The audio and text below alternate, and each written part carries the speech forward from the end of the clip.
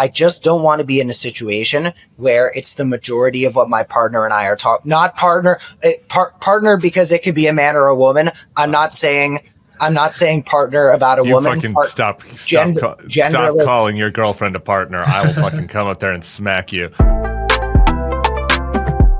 Hey everybody, I'm Tim Miller. And I'm Cam Kasky, and this is our Zoomer show at Bulwark, FY Pod, where we talk about new stuff and cool stuff and young stuff and the fact that my generation might not be completely in the toilet. We've got some heroes and some people doing the real work, like our friend Jared here. Jared is somebody who carries the weight of the world on his shoulders, not unlike the great Atlas, who, if you read Greek, well, great is a complicated way to put it. Atlas did some bad stuff, but you know. So is this an Ayn Rand shout out? Or did you go through an Ayn Rand phase? I know it looks like one because I'm kind of shrugging right now. Yeah. But this is not an Atlas Shrugged reference. This is Jared carries a lot of weight on his shoulders because Jared is one of the soldiers at Bulwark who has to watch and perceive and process the news at warp speed. And Jared, before we get into your tremendous responsibilities, I want to get a little bit into you. You're a youngster with a job, and that is quite rare in this day and age. So can you just tell us your first date background? I'm Jared. Here's where I come from. Here's how I got where I am.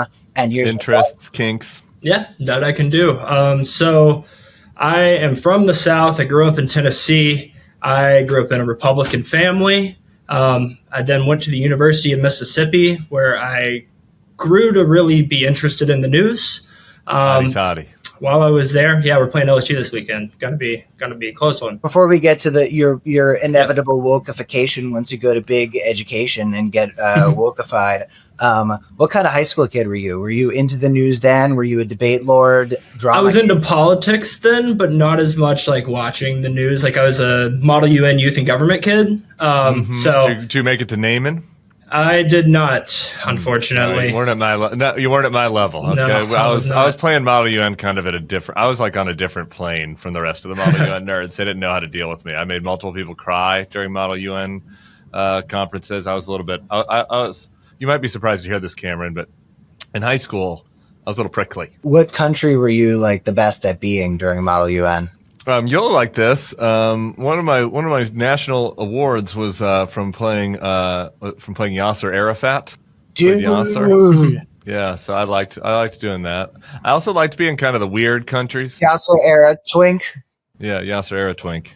I wish I was a twink then. Anyway, long story. Sorry, Jared, we cut you off. So in high school, you were what kind of kid were you? What table did you sit at? I was playing sports. I think I was probably at like this almost cool kids table, but I wasn't quite there. But I played all the sports. I was really involved in a lot of different stuff, like national honors. What was your best athletic achievement? What's the highlight of your athletic career? We weren't very good at many sports, but we did win our district 3 times in basketball, which was kind of cool. But we weren't like the greatest. It was a small high school. Were you like the backup power forward, or what I was a center because I went to a 1A school, so I graduated with 68 kids. It was kind of a rural high school, and because of that, I was the tallest kid on the team. So I was playing. What's your height? I'm 6'4", so God damn, I'm tall, but I'm not huge.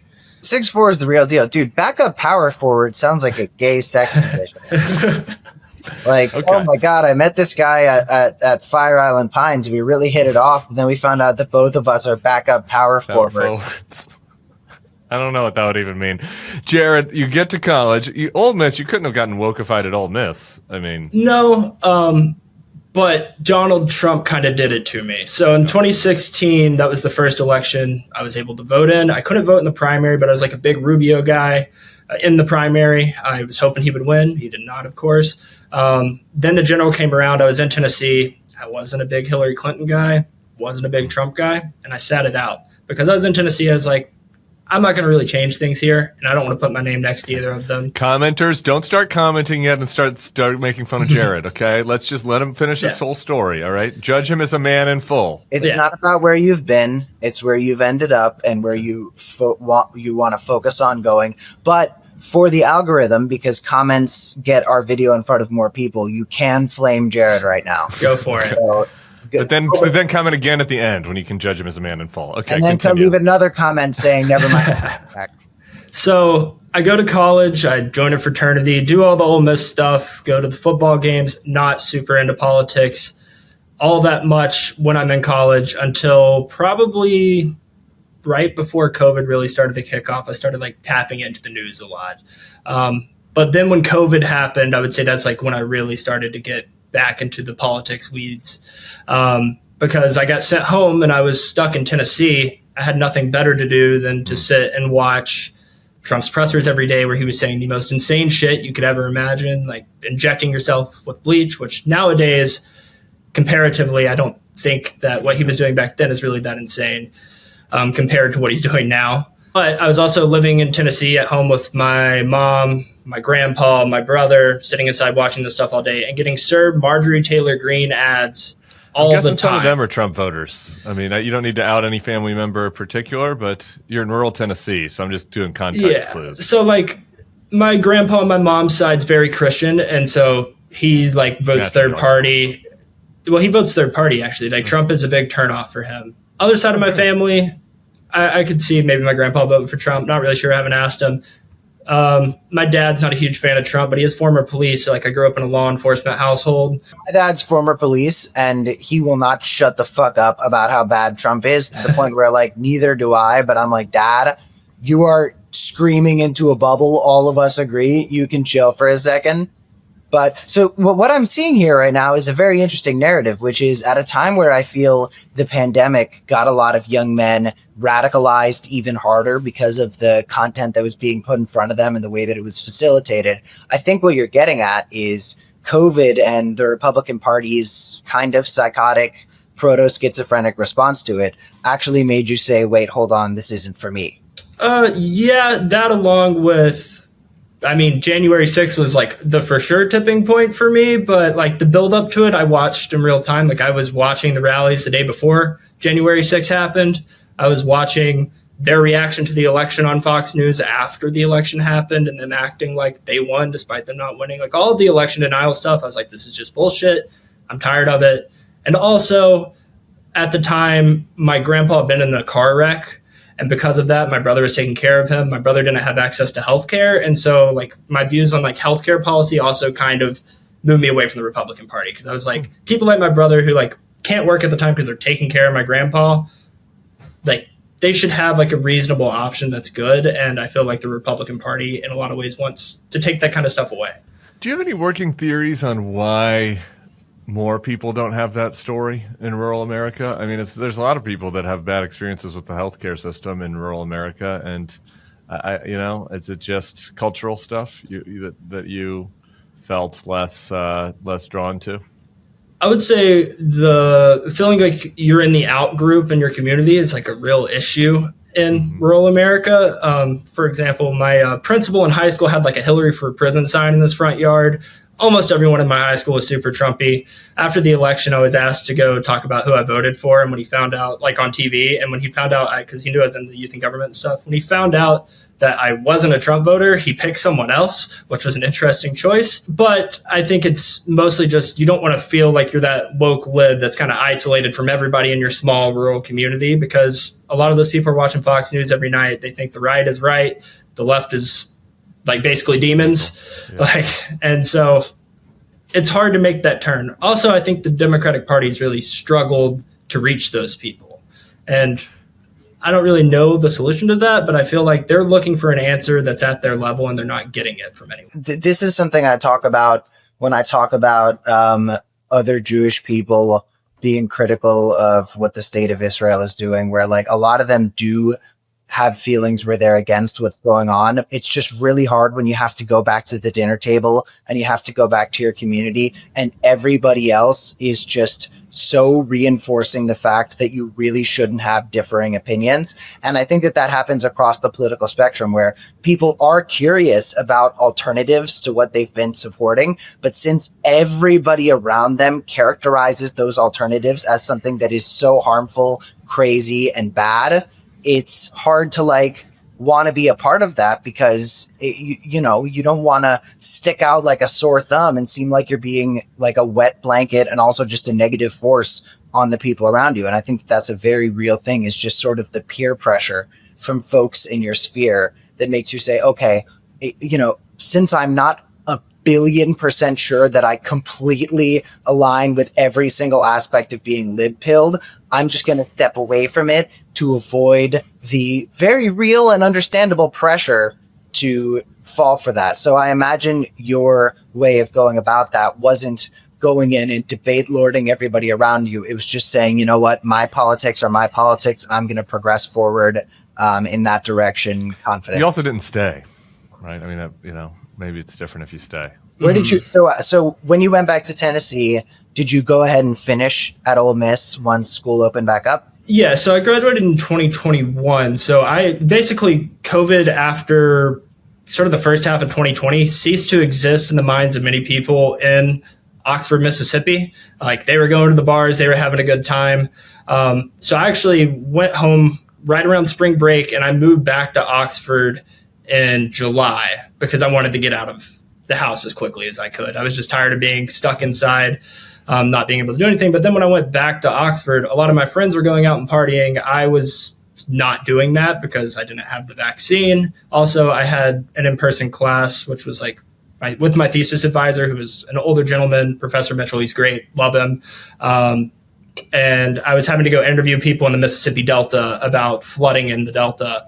And because I was doing that, I tried to really limit my contact with people because I don't want to give some person that's letting me come into their home and interview them COVID because I was out partying on the square. Oh, Jared, this is going to make this interview tough and boring because there is something that you have going for you, which is that you're a good person that cares about other people, it seems like. And so that doesn't give us a lot of insight into how to win over Mecca. Look at what I'm repping on my torso right now. It's a heel with a high heel with an American flag on it that's stepping on an orange, because that's what Donald Trump is. He's from the Jim Owls Liberal Democratic Club in New York City. Some of my good friends in local New York politics. Not that I'm focused on that right now. But Jared, so you went from graduating Ole Miss, losing some valuable school time to the pandemic, which so many people in our generation can unfortunately relate to, especially those young high schoolers who had to go from 8th grade into a new high school where they're supposed to meet new people all via fucking FaceTime. It was so disappointing.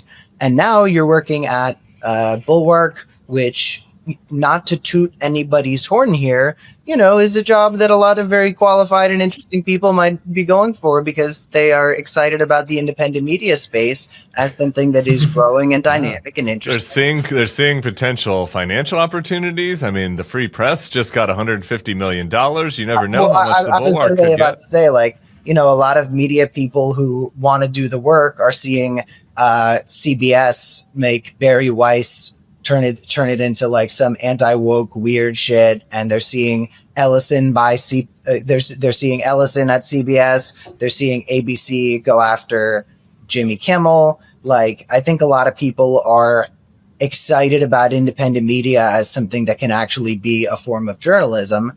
But you're a youngster, you're not the typical Bulwark person where you're 45 years older than I am, except for Tim. So, what did you do to get there? Like, what were your bona fides, dude? How'd you swing this shit? So, right after I graduated college, I was looking for jobs, a couple of different places. I found a canvassing job in DC with the ACLU, standing on the street, talking to people in front of the Smithsonian, talking to them in Georgetown, wherever it might be, asking them, hey, do you have a minute to talk about voting rights? Or do you have a minute to talk about the right to vote, free speech? Like, there's a couple different pitches.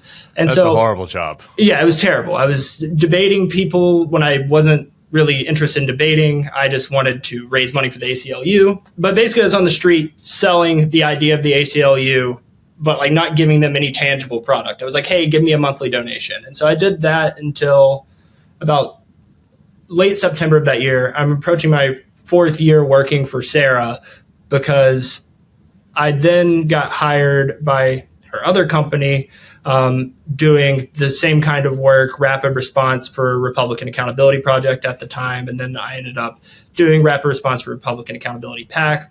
But basically, I just had an interview and was like, I really want to work somewhere that has heating because it's about to get cold outside. And I really want to fight back against this very much growing authoritarian movement that I was seeing online amongst sort of the younger people in the MAGA movement. All right, I'm going to. Oh shit! I lost my Gen Z term. What are we saying? I was about to say gloss, but we say glaze. It's glaze that they're trying to do. I'm going to glaze Jared for a second because he's being humble. Well, he did want a job with heating, but he also is willing to work like 107 hours per week, which is what we're about to get to in his job. And I do think that is a unique trait in Gen Z. I mean, Cam, how many of your friends are working 107 hours per week, would you say? All of them that can get a fucking chance to do it. Really? But yeah, people want to get to work right now. And I think that, the lazy, entitled Zoomer at work thing is a very real thing. But I think a lot of those lazy, entitled Zoomers at work are very often the ones who got their job from like a family connection, the ones who got their job in an easier way than people who didn't have kind of a head start. And I think a lot of the more self-starter types who really went in and fought for it and really wanted to go the extra mile, they are willing to go in and put in that extra work. So when I see articles about Zoomers like having their parents call their boss, which I think is utterly fanciful, and like there's 10 examples of it that are just... Has your mother ever called Sarah Longwell, Jared? No, and if she did that, I would lose my mind. Okay. Also, Sarah would never let that in. She would just make fun of me for that for the rest of my life. Yeah. My closest example of that is... my dad sent in a boomer mailbag question that Tim was very amused by. It was really funny. But I did have, I guess my closest example is I did have a Bulwark superfan suggest their daughter as a babysitter, and that turned out great. So I appreciate that mom for her helicopter momming. Yeah, she like messaged me out of the blue and was like, "My daughter lives by you. Do you want a babysitter?" And I was like, "Yeah, I do." And Toulouse was a fan? Yeah, it worked out great. So sometimes overbearing mothers and Zoomers can work out, but you have to be judicious in choosing it. Whoever wrote this ad for me, I assume it's not Cornbread Hemp, whose product A+. We'll get to that in a second. But they wrote this: "I'm not as young as I once was."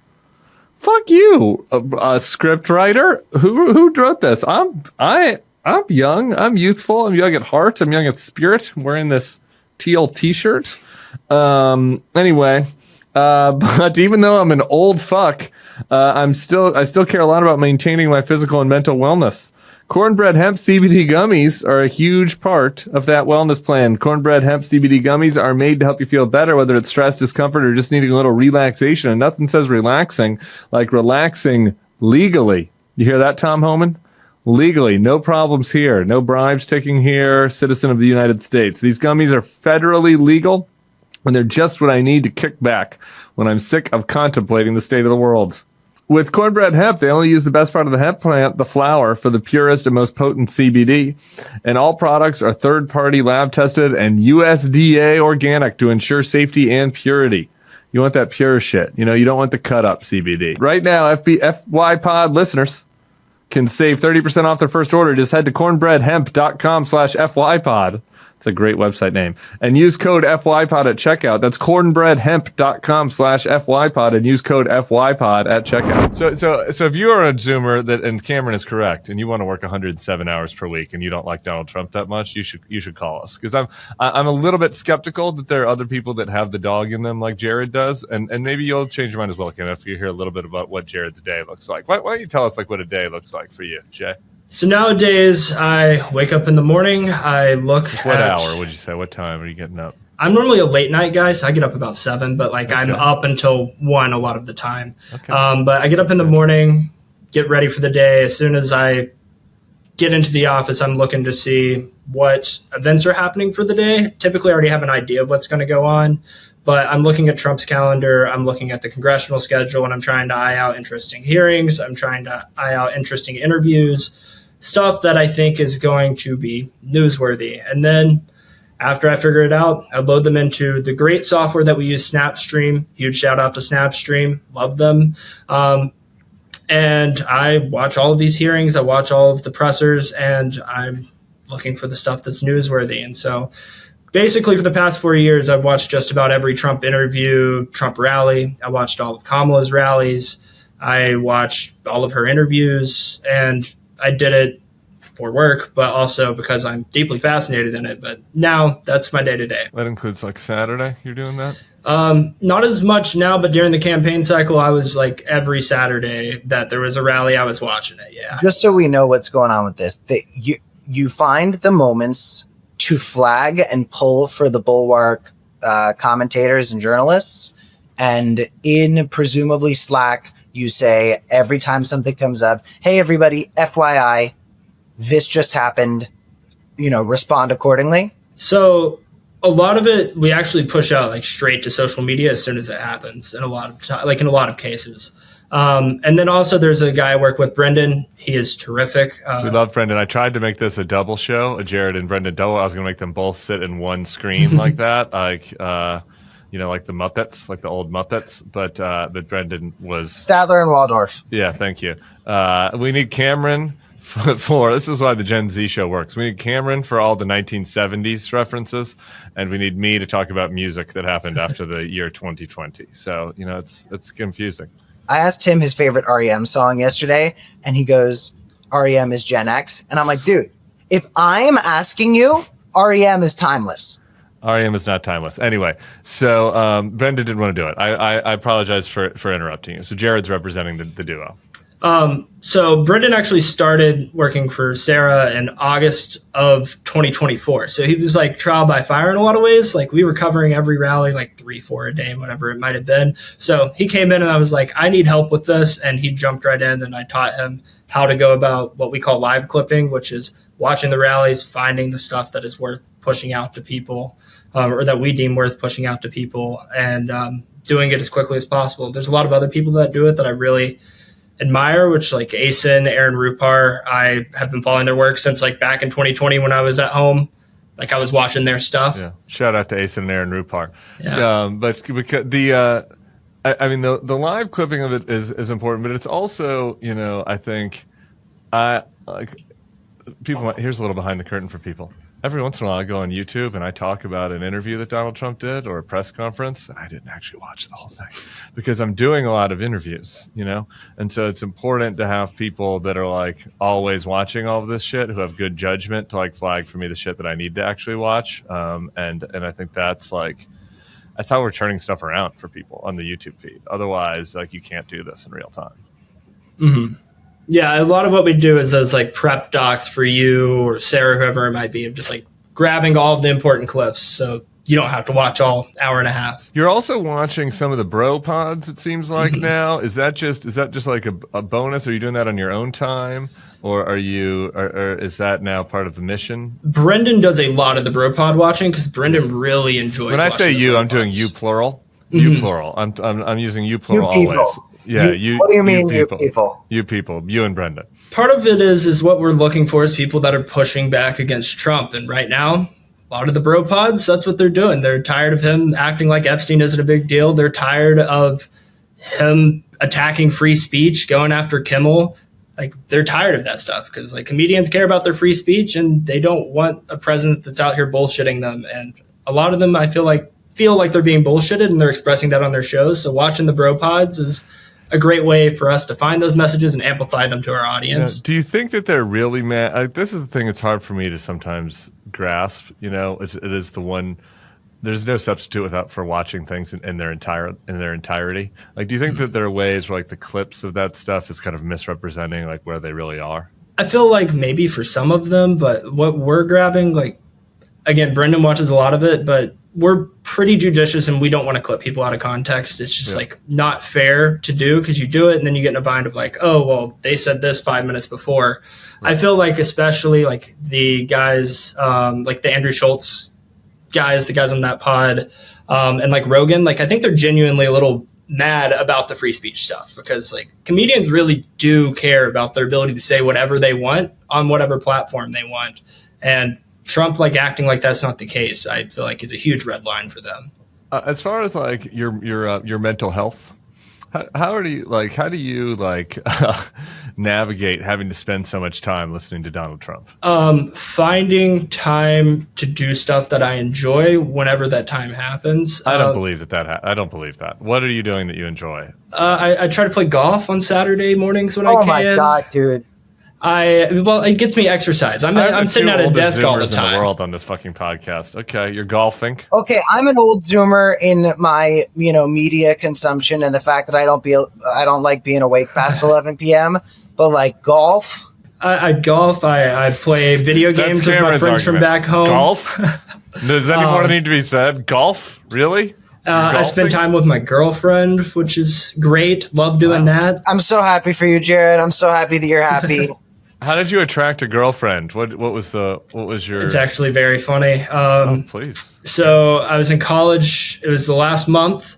I was at a crawfish date party. I brought my friend who is very much lesbian to this date party because at the time I didn't have a girlfriend. And my now girlfriend showed up as a DD for a friend and introduced us because we were both, quote, libs. And so then we talked about politics for an hour or so. Lib love story and an Ole Miss crawfish boil. God. And people say there's no bright shining lights in this world right now. Can I just say, like, I want your take on this because I think that you might be able to shine some light on something for me. I have been exploring who I'm going to marry because I just checked the timer that I set during our episode with my girl Tara Hoops, who I've since become like BFFs with. And Tara is a Zoomer who got married, very young lady, very happily married now, got a new last name, and I've been really trying to figure out what to do because I've dated in my life. Tim, don't say a single fucking name. I've dated a lot of actresses, and actresses have been such a good match for me because they're very socially progressive and they have an eye on what's going on, but they aren't like policy wonks. So when we are like about to go to bed at night, I can count on there being 90 minutes before sleep where politics doesn't come up. But I worked for a Hollywood producer for 2 years. A lot of my friends are actors, which is how I meet other actors. Like a lot of my friends are industry people who are involved with theater and, all these different things. So I know how to talk about their thing, but I'm not an actor. I'm not in the weeds of their thing. And they know how to talk about my thing, but they're not like following ASIN and AT Rupar and everything. So we can talk to each other about each other's stuff, but it's not the only thing that happens. And I've been struggling with the idea of being in a relationship with somebody who's as locked into politics stuff as I am, because I just don't want to be in a situation where it's the majority of what my partner and I are talking. Not partner, partner because it could be a man or a woman. I'm not saying partner about a woman. Stop calling your girlfriend a partner. I will genderless partner. Smack you, Jared. So are you guys doing ASIN pillow talk like you and your girlfriend?